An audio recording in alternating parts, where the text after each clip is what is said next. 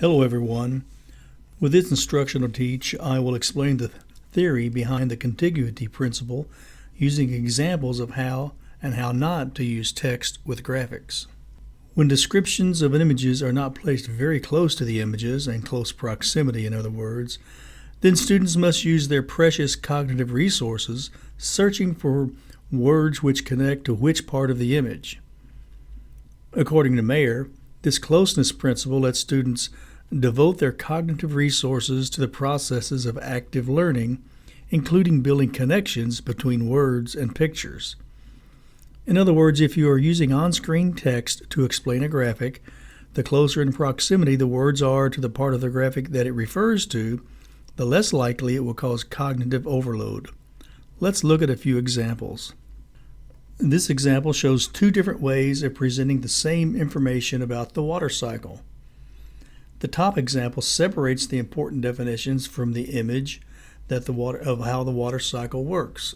So in this case, the explanations are separated from the explanation or from the graphic itself.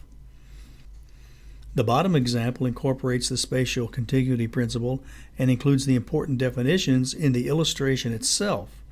The result is a more effective display of visual information, resulting in less strain in the visual channel. In the top example, the contiguity principle is violated because the labels indicating the parts of the brain are physically separated from the image of the brain. Your eyes have to constantly move from the captions at the bottom of the graphic to find the corresponding letter on the graphic itself. This causes an increased cognitive load in the visual channel. In the bottom example, the contiguity principle is followed because the labels of the parts of the brain are placed physically near the parts of the brain to which they correspond. This reduces the distance the eye has to follow, reducing the cognitive load on the visual channel. In this example, the top graphic shows text that is separated from the graphic. This causes stress in the visual channel. The bottom example shows that the text is integrated with the graphic. This reduces cognitive load in that visual channel. So as you can see, the on-screen text that explains, in this case, water vapor, is easier on the cognitive load when it's integrated with the graphic itself instead of a label or a caption at the bottom of the display of the graphic. Here's another example of the contiguity principle. In the top picture, the explanations are in a list separated from the graphic. In the bottom picture, these explanations are integrated to the graphic itself, moving the text closer to the area represented and then using arrows to point to the items themselves. So there again, you put the explanation of the components of the graphic on the screen as near to the graphic as possible that's being explained. Good e-learning should follow the following rules as they relate to the contiguity principle.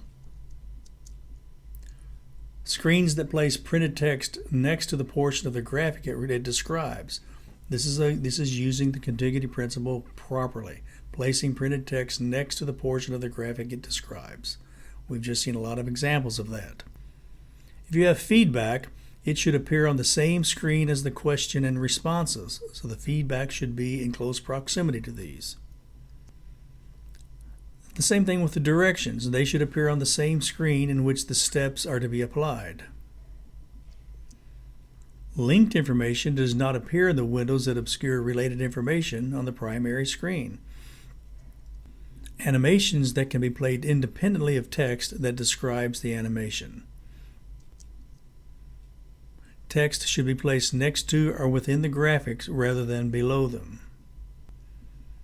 Legend callouts that are embedded within the graphic rather than separated from it. And finally, narrated graphics in which the corresponding words and graphics are presented at the same time. And this is one of the rules that I follow in most of my trainings that I have already produced for you. Narrated graphics in which corresponding words and graphics are presented at the same time. One thing you should also do is list any of the graphics or any of the resources that you've used as you produce your training.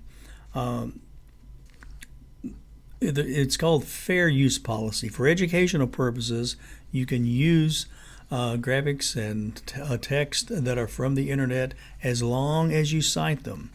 So as long as it's used for educational purposes, most of the time you're going to stay out of trouble. So what I always say in my classes, if you didn't write it, you should cite it.